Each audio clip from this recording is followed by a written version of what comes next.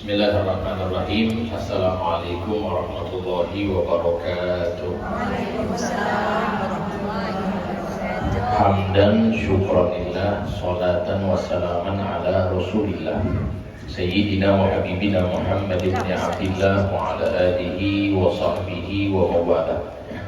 Allahumma salli wa sallim ala Sayyidina Muhammad Billahi rahmatillah adada ma fi ilmillah, salatan wa salaman daimaini bijawabi mulkillah wa ala alihi wa sahbihi wa mawala. Wa ba'du, subhanaka la ilma lana illa ma'alamtana innaka antal alimul hakim. Rabbi shrah li sadri wa yassir li amri wa hlul 'uqdatam min lisani yafqahu qawli wa hdi qalbi wa saddid lisani bihaqqi sayyidi wa habibi Muhammadin sallallahu alaihi wasallam. Alhamdulillah, syukur kita kepada Allah pada siang menjelang sore ini masih hidup. Banyak yang sudah mati. Alhamdulillah Allah kasih kesempatan kepada kita. Dan ajal itu tidak menunggu kapan kita tua, ajal itu tidak menunggu kapan kita sakit. Fa idza jaa ajaluhum la yastakhiruna sa'atan wa la yastaqdimun. Kalau ajal datang, tak bisa diundur, tak bisa ditunda, tak bisa dimajukan. Sehingga nikmat itu Allah kasih kepada kita setiap hari. Pian-pian seperataan yang hadir, nikmat lebih banyak atau ujian? Ada yang tahu? Banyak, lebih banyak. Lebih banyak nikmat atau ujian? Lebih banyak. Nikmat, bukan ujian. Yakin? Lebih banyak nikmat. Nikmat itu lebih banyak.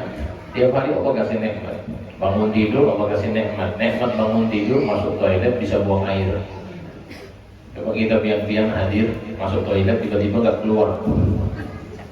Rasa pusing kita juga. Sakit perut kita seharian. Itu nikmat. Kenapa nikmat itu bisa dilupakan? Karena sudah jadi kebiasaan. Tiap hari kita lakukan, tiap hari kita dapatkan, jadi kita lupa nikmat itu. Sehingga Allah sebutkan wa qalilun min ibadiyasy syakur, sungguh sedikit hamba-hambaku yang bersyukur. Jadi yang syukur itu sedikit. Cuma kalau nikmat lebih banyak dari ujian, kenapa yang motif itu lebih banyak ujian daripada nikmat itu? Notif itu kan bunyinya di handphone. Kita kalau masuk WA, orang WA itu kan bunyi handphone. Itu notif namanya. Notif itu yang lebih banyak nikmat atau ujian? Lebih banyak ujian yang notif. Itu yang heran, padahal yang lebih banyak itu nikmat yang Allah berikan kepada kita. Nah, sehingga insya Allah mudah-mudahan kita menjadi orang-orang yang bersyukur insya Allah. Pintu syukur itu sulit sekali kita masuk. Kalau pintu sabar sangat mudah. Pintu syukur sulit. Jangan kita berpikir pintu syukur itu gampang. Paling sulit itu pintu syukur. Ada satu ulama ditanya, kenapa pintu syukur itu sulit dimasuki? Kata satu ulama ini, karena di depan pintu syukur itu setan sedang nongkrong. Setan sedang duduk di depan pintu syukur, sehingga sulit kita masuk. Jadi sebenarnya bukan nikmatnya yang sedikit, nikmatnya banyak, yang sedikit itu syukurnya. Kalau ingin bertambah nikmat berarti harus ditambah syukur. Mudah-mudahan kita jadi hamba-hamba yang bersyukur. Amin. Alhamdulillah, pada siang hari ini Al-Faqih mendapatkan kehormatan bisa hadir di majelisnya guru kita bersama, Guru Muqyar. Kita doakan beliau sehat afiat, panjang umur, segala urusan beliau dimudahkan oleh Allah Ta'ala. Begitu juga ayahanda beliau Haji Imu dan semua segenap keluarga serta ibu-ibu majelis taklim. Insya Allah seluruh hajat-hajatnya dikabulkan oleh Allah Ta'ala, hatinya dibersihkan oleh Allah dan diwafatkan dalam keadaan husnul khawatimah. Amin ya rabbal alamin. Alhamdulillah, pada bulan ini kita masuk bulan baru, namanya bulan Sya'ban. Sya'ban itu diambil dari kata sya'aba, yatasya'ab. Apa arti yatasya'ab? Bercabang. Jadi cabang-cabang itu disebut dengan Sya'ban. Sya'ban ini bercabang-cabang kebaikan. Yatasya'ab al-khairat wal barakat. Bercabang-cabang kebaikan-kebaikan dan keberkahan. Alhamdulillah kita sudah berada di bulan Sya'ban. Kalau kita ikut perhitungan dari perhitungan Nahdlatul Ulama kemarin sudah mengeluarkan bahwa 1 Sya'ban mulai sejak tadi malam. Berarti malam hari ini 1 Sya'ban, sebentar terbenam matahari masuk 2 Sya'ban. Apa yang ada di bulan Sya'ban? Di bulan Sya'ban ini ada satu kitab ditulis oleh Sayyid Muhammad bin Ali bin Abbas al-Maliki. Nama kitabnya Mada fi Sya'ban. Ada apa di bulan Sya'ban? Itu Sayyid Muhammad katakan, di bulan Sya'ban ini banyak peristiwa. Kita tahu di bulan Rajab banyak peristiwa, tapi di bulan Sya'ban juga banyak sekali, tidak kalah. Di bulan Sya'ban ini termasuk salah satu peristiwa yang terjadi adalah peristiwa perpindahan arah kiblat. Dahulu kita menghadap kiblat, kiblatnya kita itu menghadap ke Masjidil Aqsa. Kemudian Nabi SAW menginginkan kiblat itu dirubah menjadi ke Ka'bah Al-Musyarrafah, menghadap ke Mekah Al-Mukarramah. Maka disitulah Nabi Muhammad SAW selalu tengok ke arah langit, lihat-lihat ke langit menunggu wahyu dari Allah Ta'ala. Mau bahwasannya Ka'bah itu menjadi tempat kiblatnya umat Islam saat itu. Sampai dengan saat ini Nabi tengok ke langit, nggak turun wahyu. Jibril nggak turun ini. Akhirnya Jibril turun, menurunkan ayat Al-Quran, "Wadnaro taqalluba wajhika fis sama." Kami lihat wajahmu wahai Rasulullah selalu tengok-tengok ke atas. "Walanwalliyannaka qiblatan tardhaha." Kami akan rubah kiblat itu sesuai dengan keinginanmu, sesuai dengan kerelaan. Fawalli wajhaka syatral masjidil haram wa haitsu ma kuntum fawallu wujuhakum syatrah. Maka palingkanlah wajah kamu, arah kiblatmu menghadap kepada Ka'bah, ke Masjidil Haram. Jadi dari sini kata para guru kami, sebenarnya kiblat kita ini kemana? Kiblat kita ini ke ridhonya Nabi Muhammad SAW. Kiblat kita ke ridho Nabi. Kalau bukan ridhonya, Allah katakan falanwalliyannaka qiblatan tardhaha. Kami akan arahkan kiblat itu di mana tempat yang kau ridhoi wahai Rasulullah. Jadi sebenarnya hakikatnya kita ini bukan menghadap ke arah Ka'bah, tapi kita menghadap ke arah ridhonya Nabi Muhammad SAW. Nah, sehingga itu salah satu peristiwa. Peristiwa yang kedua di bulan Sya'ban adalah Nisfu Sya'ban. Nisfu Sya'ban ini termasuk hal yang istimewa, yang sangat agung. Juga turunnya ayat Innallaha wa malaikatahu yusholluna 'alan nabi. Sehingga bulan ini bulan sholawat. Kata para ulama, Syahrul Rajab ini Syahrullah. Dalam hadis disebutkan juga bahwasanya bulan Rajab bulannya Allah. Wa Sya'ban syahri. Sya'ban itu bulanku kata Nabi. Karena ayat itu, ayat sholawat itu turun di bulan Sya'ban. Wa Ramadan syahrul ummati. Bulan Ramadan itu bulan umatku sallallahu alaihi wasallam.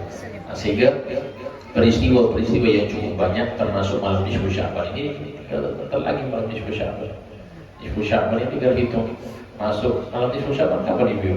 Insyaallah malam Selasa. Malam berapa? Tanggal berapa? Ibu ini sudah bismillahirrahmanirrahim, ahya bismika. Loyo semua nih guru. Ibu masih semangat? Masih semangat atau enggak? Jangan loyo. Kayaknya loyo ini saya khawatir saya bicara. Akhirnya setengah jam semuanya bismillahirrahmanirrahim. Jamaah sekalian yang dimuliakan Allah Ta'ala, malam Nisfu Sya'ban itu Allah ampuni semua dosa dari setiap hamba. Semuanya, fayaghfiru jami'a khalqi. Allah ampuni semuanya. Semuanya Allah ampuni. Kecuali yang Allah tak ampuni di malam Nisfu Sya'ban, li musyrikin, orang yang masih dalam dosa syirik belum tobat, yang masih main sama dukun, minta bantuan sama jin, di nenek sihir, hati-hati cari-cari nenek sihir. Yang belum tobat dari kesyirikan, ini Allah tak ampuni. Yang kedua adalah musyahid, yang masih punya kebencian kepada orang. Kemudian yang ketiga adalah qati'ur rahim, memutuskan tali silaturahim. Allah tak ampuni di malam Nisfu Sya'ban. Kemudian juga yang Allah tak ampuni adalah aqul walidain, yang durhaka sama orang tua. Itu juga yang Allah tak ampuni adalah musyrikul khamr, yang masih konsisten dengan minuman keras, tak tobat-tobat. Ini mereka tidak akan Allah ampuni di malam Nisfu Sya'ban. Justru itu sebelum masuk malam Nisfu Sya'ban, kita tobat kepada Allah, minta ampun dari semua dosa-dosa yang selama ini kita lakukan. Adapun kita yang mungkin pernah masuk dosa syirik, kalau belum tobat, ya nggak sah. Walaupun kita sudah sholat, karena dosa syirik ini dosa besar. Syarat dari tobat itu 3. Yang pertama adalah ayyuqli'a anil ma'siyah. Dia harus keluar dari maksiat yang dia lakukan. Yang kedua, ayyadda ma'ala fi'liha, kata Imam Nawawi. Dia harus menyesal daripada perbuatan selama ini dia lakukan. Yang ketiga, ayyazima alla ya'uda ilaiha abada. Dia bertekad dengan sungguh-sungguh tidak akan masuk kepada maksiat yang selama ini dia lakukan. Niat gak akan kembali lagi. Seperti itu. Maka alhamdulillah, insyaallah mudah-mudahan masuk malam nisfu Sya'ban hati kita bersih, insyaallah bersih dari segala penyakit hati, bersih dari maksiat. Amin ya rabbal alamin. Ibu-ibu, saya bicara apa ini Bu sebenarnya? Bebas ini sampai jam berapa saya ceramah? Saya belum mulai tausiah ibu-ibu, belum. Jangan berpikir saya sudah mulai tausiah, saya belum mulai tausiah. Sampai jam berapa saya dikasih waktunya? Jam 7 boleh? Kalau lama kayaknya jam 7. Masih semangat ibu-ibu? Ada satu kitab, nama kitabnya Adab Sulukil Murid, ditulis oleh Imam Abdullah bin Ali Al-Haddad. Beliau katakan begini, ada 3 penyakit yang disebut 3 penyakit ini satu kesatuan. Orang kalau sudah punya satu, dia pasti memiliki 2 dan 3. Apa 3 penyakit itu? Pertama riya, kedua sombong, ketiga hasad. Saya ulangi ya, sombong, riya, hasad. Orang kalau punya sombong, pasti dia itu akan riya dan hasad. Orang kalau punya hasad, dia akan riya dan sombong. Oke? Orang kalau punya riya, dia akan sombong dan hasad. 3 penyakit ini gak bisa dipisahkan, kata para ulama. Termasuk Imam Abdullah bin Al-Haddad. Gak bisa dipisahkan sih.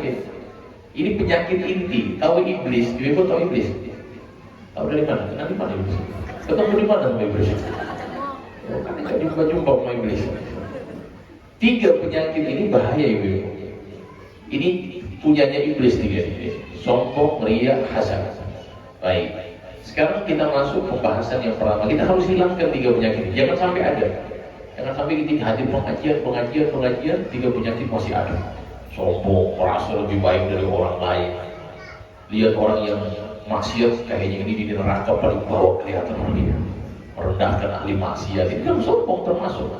Merendahkan ahli maksiat sombong atau bukan? Sombong. Yang dibolehkan itu merendahkan maksiatnya. Orangnya nggak boleh kita rendahkan. Orangnya nggak boleh kita rendahkan. Baik.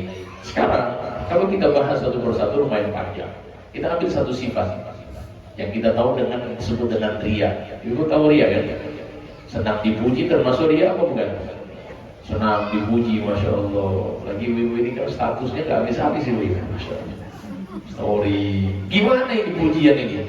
Kita senang dipuji. Jadi kalau ibu senang dipuji, yang senang dipuji itu untuk bapak dulu. Kayaknya berdua juga, bapak juga senang dipuji juga bapak. Ini penyakit bahaya sekali, bahaya sekali.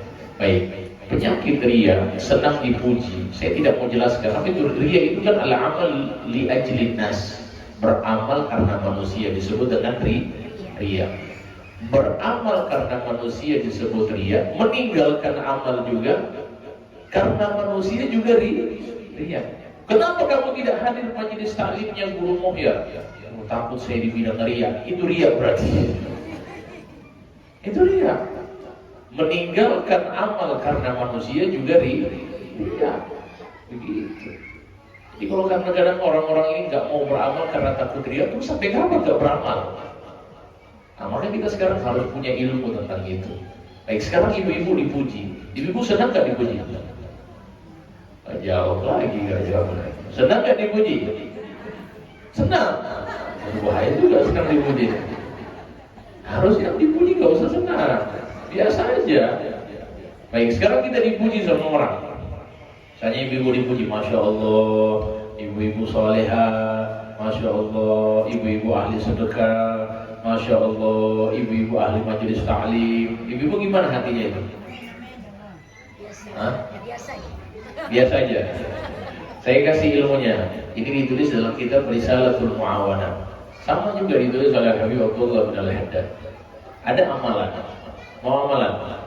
Amalan pas dipuji orang. Jadi dipuji orang ini misalnya. Baik, bagaimana kalau dipuji orang? Apa yang harus kita lakukan? Dilihat dulu, pujiannya itu ada nggak sama diri kita? Kalau pujian itu ada di dalam diri kita, maka Habib Abdullah ajarkan kita doa. Misalnya ada nih contoh, ibu-ibu misalnya hadir majelis taklim rajin tiap pekan, hari Selasa di rumahnya Guru Muhyar hadir, tiap siang hadir, Ibu-ibu berarti ahli majelis taklim, dipuji sama orang. Masya Allah ya, ibu, oh ahli majelis taklim. Ya, majelis taklimnya Guru Muhyir selalu hadir, non-stop istiqomah. Dan memang betul, kita istiqomah. Apa yang harus kita lakukan? Baca doa, kata Imam Haddad, bacalah Alhamdulillah alladzi adharal jamil wa sataral qabih. Jadi kita nisbatkan semua itu pujian hanya milik Allah, nggak ada sama saya.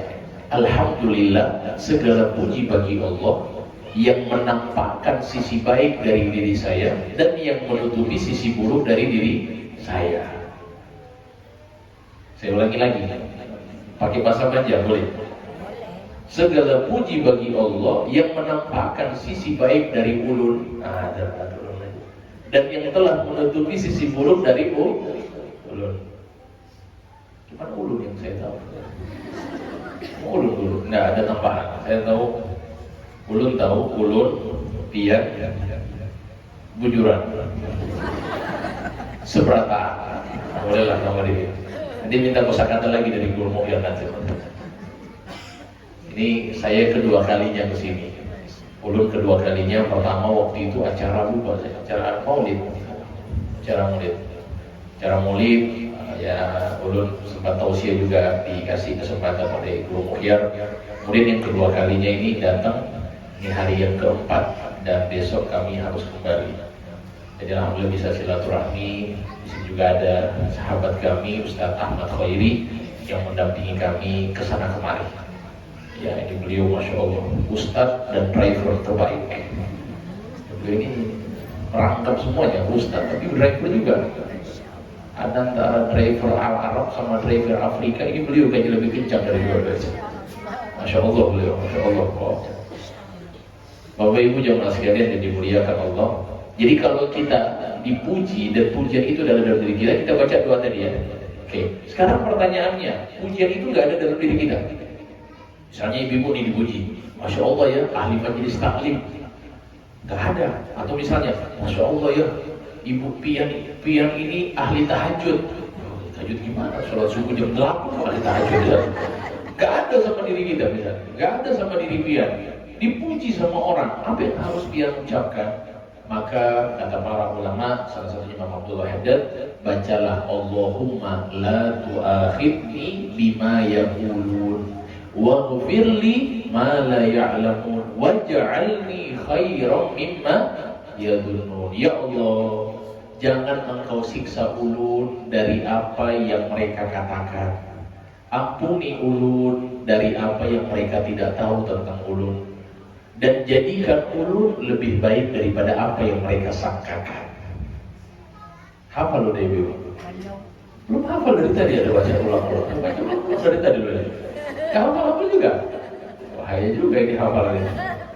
Pas dilihat ternyata 60-70 juga usianya, sudah sulit menghafal kelihatannya. Ada yang 40, ada yang 50, ada yang 70. Insyaallah ibu-ibu biar seuratan dikasih banyak umur sama Allah Ta'ala. Insyaallah usianya sampai 307 tahun insyaallah. Banyak kan kayaknya 307 tahun. Mau sampai 300 tahun?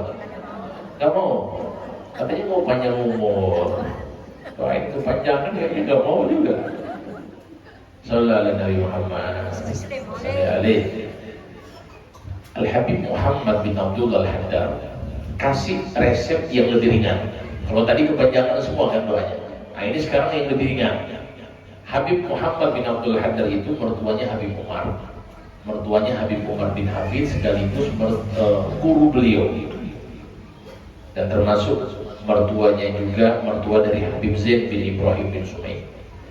Beliau bilang gini, kalau kalian dipuji oleh orang, gak usah panjang-panjang dihafal. Insya Allah semua bisa hafal ini.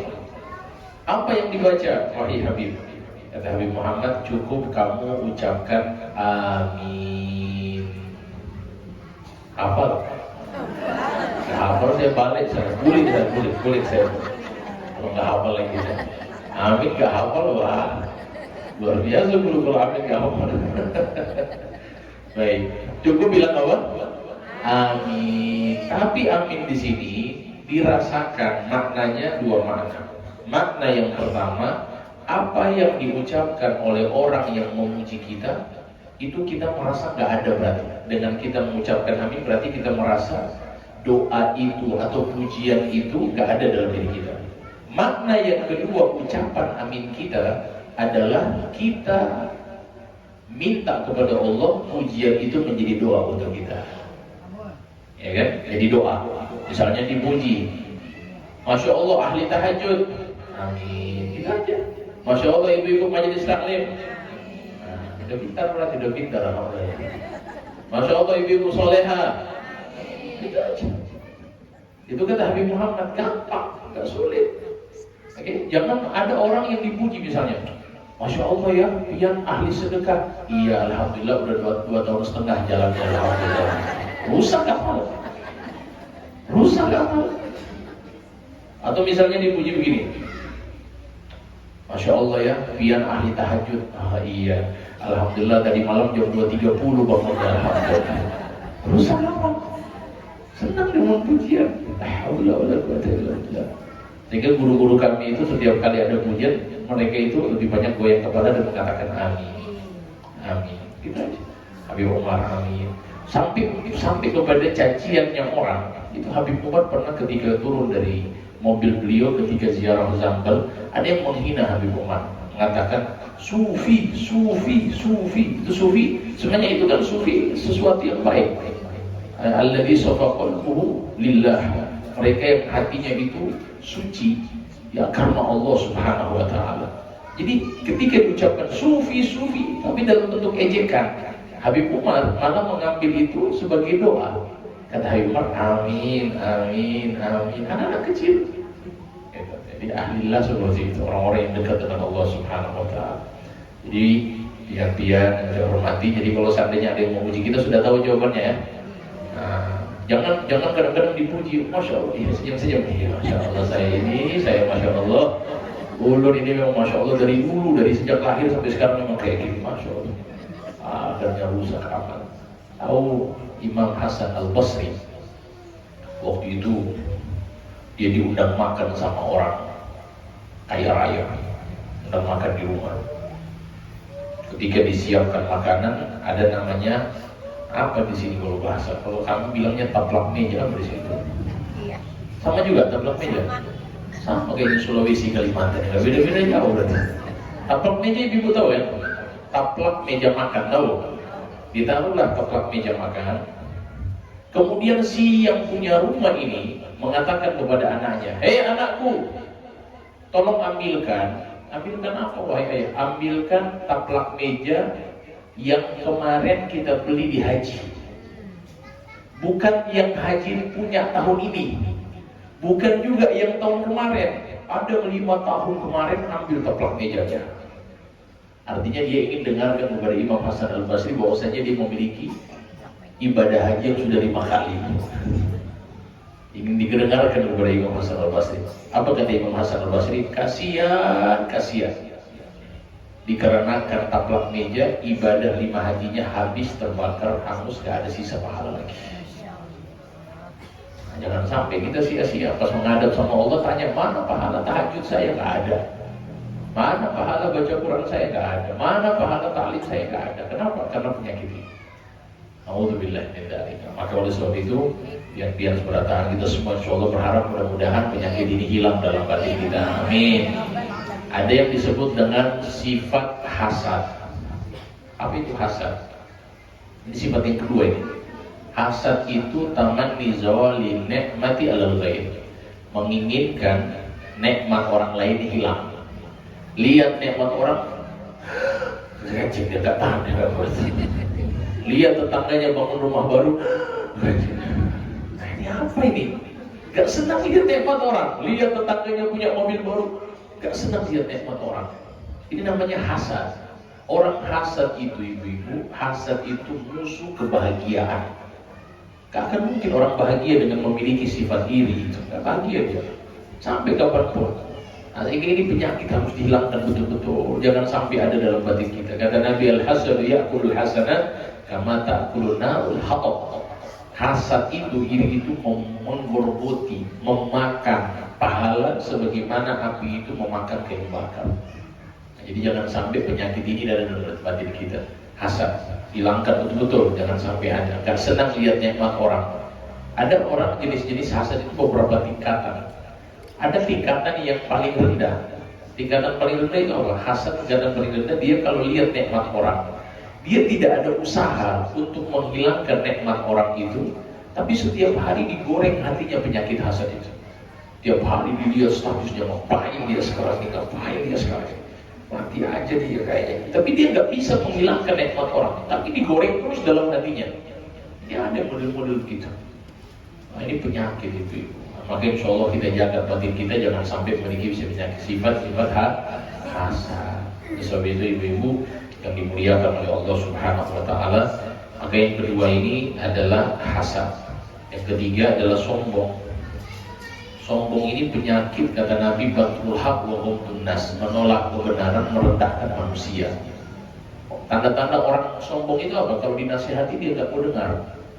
Kalau dinasihati dia bantah. Kebenaran sudah di depan mata dia nggak terima. Itu apa namanya? Sombong. Kalau musyawarah atau rapat dengan pengurus, dia mau pendapatnya diterima, yang lain nggak usah. Itu tandanya orang sombong. Nah, jadi insya Allah kita jaga batin kita jangan sampai memiliki 3 penyakit ini. Masih bisa? Masih bisa ya? Masih. Saya belum mulai ceramah ibu-ibu, masih membuka. Kelamaan kayaknya nanti. Baik. Ibu-ibu mau masuk surga? Mau. Saya tanya lagi, mau masuk surga? Mau. Mau masuk surga atau nerima uang 1M? Masuk surga. Ragu jawabnya, bahaya ini. Mau masuk surga atau nerima 1M? Masuk surga. Ya, insya Allah semuanya masuk surga. Amin. Amin. Udah gak usah ember-ember lah, gak usah. Gak usah 1 ember, 2 ember, gak usah. Kita ingin semuanya masuk surga. Baik, kita ingin masuk surga. Kalau ingin selamat ibu-ibu, kata guru kami, jaga 3. Yang pertama hak Allah, yang kedua hak manusia, yang ketiga hak hati. 3 ini. Kalau ingin selamat, hak Allah, gak perlu lama-lama, gak perlu jauh-jauh, 5 waktu aja. 5 waktu. Subuh, zuhur, asar, maghrib, isya. Yang paling berat sholat apa? Jujur kali di sini Rasulullah. Ibu kenapa berat sholat subuh? Malas, ngantuk. Ngantuk sholat subuh. Ulun kasih percontohan, ini contoh. Biasanya masjid paling dekat sini masjid apa? Ariyat. Hah? Ariyat. Apa? Ariyat. Al-Bariyah. Ar-Riyad, baik, Ar-Riyad. Masjid Ar-Riyad. Pian-pian seberata. Saya sudah lancar juga bahasa lumayan ya, pian-pian seberata. Saya takut salah, betul ya. Pian-pian semuanya. Misalnya guru mukhyar sampaikan kepada ibu-ibu semuanya, nanti besok subuh yang sholat di Masjid Riyad akan dibagikan uang per orang 500.000 rupiah.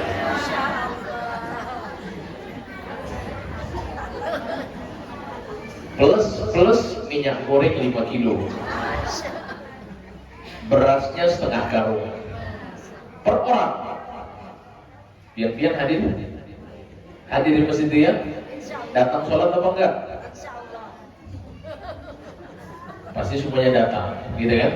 Kenapa kita bisa datang? Karena terpancing dengan 500.000, dapat sembako, alhamdulillah. Siap belum ya? Ini misal, ini contoh, oke?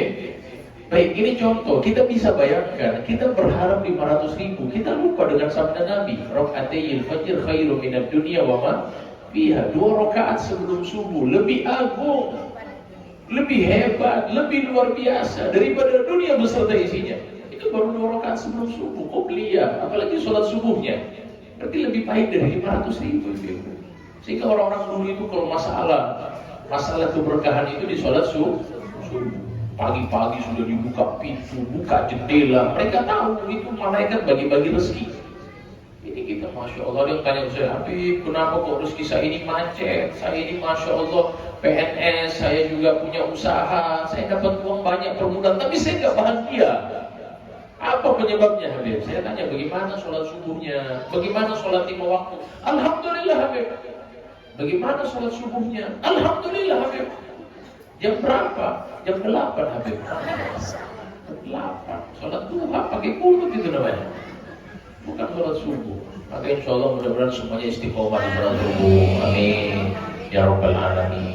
Sudah hak Tuhan kita tunaikan, hak Allah, hak manusia. Stop gosip. Stop gosip. Gak usah bicara dengan orang. Ibu-ibu ini paling banyak gosip sekarang ibu-ibu atau bapak-bapak? Kayaknya sudah 50-50 sekarang kayaknya. Saya baca guru, katanya perempuan itu dikasih kosakata setiap hari 24.000. 24.000. Laki-laki itu cuma 4.000. Lewat dari 4.000 dia capek. Itu saya itu kalau di mobil saya banyak diam. Kalau saya ceramah banyak di beberapa tempat, itu saya diam di mobil. Saya pernah menemani UAS Ustaz Abdul Somad dalam safari dakwah beliau. Beliau itu kalau di mobil diam, karena beliau ceramah itu berapi-api. Beliau hemat suara. Kenapa? Karena kita dikasih batas 4.000. Kalau ibu-ibu 24.000, bayangkan itu. Jin pun kapok dengarnya ibu-ibu. Ini gak kuat dengar ibu-ibu ini. Itu kalau ngomong, jadi kalau ada ibu-ibu yang diam, gak bicara, kayaknya ada masalah itu pasti itu. Karena fitrahnya ibu-ibu itu pasti bicara banyak. Nah, sehingga ibu-ibu itu kalau bicara itu usahakan dikontrol. Jadi kalau kadang-kadang lihat ibu-ibu yang sedang ngobrol gak habis-habis, ada yang tanya, Habib itu ngapain? Sedang menghabiskan kuotanya. Kuotanya masih tersisa, mungkin masih ada 20.000 belum dihabiskan sama dia. Jadi bicara terus ibu-ibu. Jadi stop gosip, stop bicarakan keburukan orang. Mulai dari sekarang, jaga hubungan dengan tetangga, termasuk itu di zaman Nabi. Anna fulaniyya dzukira min kasrati sholatiha wa siyamiha wa sadaqatiha. Ada di zaman Nabi ini perempuan salihah, taqumu lailaha wa tasumu naharaha. Malam tahajud, siap puasa. Malam tahajud, siap puasa, hebat amalnya. Pasti tanya, ya Rasulullah, ini orang ini hebat memang. Ghairu annaha tu'dhi jiranaha bilisaniha. Tapi ternyata dia selalu menyakiti tetangganya dengan lisan dia. Gak bagus hubungannya dengan orang. Coba lihat. Apa kata Nabi? La khairu laha fiha. Tidak ada kebaikan dari wanita itu. Wa hiya finnar, dan wanita itu di neraka. Gak selamat. Sebaliknya ada seorang wanita, ibadahnya ibadah cuma 5 waktu. Sholat qobliyah ba'iyah jarang, sholat duha jarang. Ya, kita ini kan ibadahnya pas-pasan. Pas-pasan gak ibadah kita? Ibu-ibu banyak ibadah atau pas-pasan? Pas-pasan gitu ini. Kita nggak seperti dia tahajud tiap malam, kita nggak seperti dia puasa setiap hari. Ibadah kita pas-pasan. Ada yang tanya ke saya, Habib, pas-pasan itu apa? Pas-pasan itu nanti nggak ada duit baru sholat duha. Itu kita itu. Nanti nggak ada duit baru sholat duha. Alhamdulillah, ini ibadah kita ini ibadah pas-pasan. Maka subhanallah, di zaman Nabi ada yang ibadahnya seperti itu, cuma 5 waktu. Qabliyah ba'diyah jarang, sholat duha jarang, tapi dia baik dengan orang, akhlak dia luar biasa. Kata Nabi, ini wanita min ahli jannah, wanita ini ahli syurga. Nah, jadi sekarang itu kalau ingin selamat ibu-ibu, bikin yang wajib, bagus hubungan dengan orang. Jumpa dengan orang senyum, perbaiki hubungan dengan tetangga, hati-hati. Ini kadang-kadang jumpa dengan manusia nggak senyum gitu, wajahnya murung terus kayak masalah hidup gak habis-habis sama dia. Saya pernah jumpa dengan orang yang nggak pernah senyum. Saya senyum sama dia, dia nggak senyum. Saya senyum, dia kenapa dia nggak senyum sama saya? Karena sih dia nggak ada masalah sama orang lain senyum. Saya senyum, dia nggak senyum. Jadi ibu-ibu kalau jumpa dengan orang yang gak pernah senyum seperti itu, langsung tanya sama dia, coba tolong pastikan kamu ini jin atau manusia. Kamu gak pernah senyum sama orang. Nabi itu aktsarut tabassuman, selalu senyum Nabi Muhammad SAW. Senyum dengan orang, jumpa dengan orang. Kata salah sahabat, ma ra'aitu ahadan aktsarut tabassuman min Rasulillah SAW. Aku gak pernah tengok orang yang paling banyak senyum seperti baginda Nabi Muhammad SAW. Orang kalau duduk sama Nabi itu pasti GR, selalu merasa dicintai. Jadi semua orang itu kalau duduk sama Nabi lagi kumpul semuanya, pulang dari majelis Nabi, semuanya bicara. Kayaknya yang paling dicintai sama Nabi itu saya tadi. Soalnya Nabi paling banyak senyum sama saya. Kata kawannya satu, siapa bilang Nabi paling banyak senyum daripada saya daripada kamu? Semuanya kelahi gara-gara semuanya disenyumin oleh Nabi Muhammad Sallallahu Alaihi Wasallam. Itu akhlak. Nah, jadi sekarang kita perbaiki hubungan dengan Allah, kita perbaiki hubungan dengan manusia, kita perbaiki. Setelah itu hubungan hati. Tadi yang saya sebutkan, jaga hati. Jangan benci kepada orang. Masuk nisfu Sya'ban masih ada kebencian kepada seorang muslim, tidak dapat pengampunan. Nah, sehingga kita harus punya, kita sekarang ini, kalau kata guru kami, ada Abu Dhamdam Al-Ghifari, kan termasuk. Abu Dhamdam Al-Ghifari ini salah satu amalan beliau itu sampai menjadi ahli surga. Abu Dhamdam ini masuk masjid pegang sendal, kelihatan bekas wudunya. Kata Nabi, nanti yang masuk dari pintu sana itu ahli surga. Masuk Abu Dhamdam Al-Ghifari. Kedua lagi, hari kedua kata Nabi, nanti yang masuk dari pintu sana itu ahli surga. Masuk Abu Dhamdam Al-Ghifari. Ada sahabat penasaran ingin cari tahu amal apa yang dilakukan oleh Abu Dhamdam sehingga dia itu menjadi ahli surga. Ternyata ibu-ibu dicari tahu sama sahabat, dilihat tahajudnya biasa, dilihat baca Qurannya biasa, puasanya biasa. Ternyata dicek seluruh amalnya, nggak ada yang spesial. Kata sahabat ini, sebenarnya saya ini di rumah kamu ingin memata-matai amal kamu, tapi saya nggak dapat yang spesial. Amal apa yang kamu bikin? Kata dia, saya tidak melakukan amal apapun. Yang saya bikin cuma satu. Sebelum saya tidur, saya maafkan semua orang. Sebelum tidur, saya maafkan semuanya. Gak ada kebencian dalam hati saya. Jadi ibu-ibu sekarang kalau ada yang mau ngegosipin kita, sudah kita maafkan. Siapapun yang gosip sama saya hari ini, saya maafkan, ya Allah. Kayak begitu. Ibu-ibu banyak gak yang gosipin kita? Ibu-ibu banyak gak yang gosipin pian-pian, banyak apa enggak? Ada jawaban lagi kayaknya. Ada gak yang menggosipin kita tiap hari? Ada gak? Kita gak tahu, ada gak?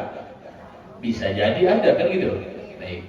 Pian seberataan, mau tidak dicintai oleh semua orang? Mau gak? Dicintai oleh semua orang, mau? Berarti kita orang gila. Gak mungkin dicintai semua orang. Guru Mukhyar, beliau ada lovers, ada haters. Saya ada lovers, ada haters. Ada yang pecinta, ada yang pembenci. Ibu-ibu, pian-pian seberataan yang saya hormati, gak mungkin semua orang cinta kepada kita. Jangan pernah berharap manusia semua cinta ke saya, gak mungkin. Pokoknya kita ridho. Ada yang cinta, ahlan wa sahlan. Yang gak cinta juga, ahlan wa sahlan. Gak usah kamu. Allah saja ada hatersnya. Nabi Muhammad ada hatersnya, ada yang pembenci. Nabi Muhammad dibilang bukan sihir, dibilang orang gila Nabi Muhammad. Pian-pian ada yang bilang orang gila? Gak ada, lebih parah Nabi Muhammad hatersnya berarti. Kita biasa aja, jadi gak usah marah. Ridon nas wa yadun la tudrak. Mencari kepuasan manusia itu puncak yang tidak bisa diraih. Guru Mukhyar sekarang bikin pengajian, ada gak yang gak senang sama beliau? Ada. Saya yang ceramah sekarang, ada yang tersinggung di sini. Saya ceramah. Saya minta maaf kalau ada yang tersinggung. Cuman biasanya kalau ada yang saya ceramah kemudian ada yang tersinggung, besoknya mati biasanya. Biasanya, tapi tidak tahu ya kalau di sini. Tapi insya Allah nggak ada lah. Mohon maaf, bercanda. Insya Allah semuanya panjang umur, sehat afiat. Jadi insya Allah seperti itu, jaga hati. Termasuk Abu Dhamdam Al-Ghifari itu setiap pagi beliau itu sedekah. Sedekahnya bukan dengan uang, tapi beliau katakan tasaddaq tu hadzal yawm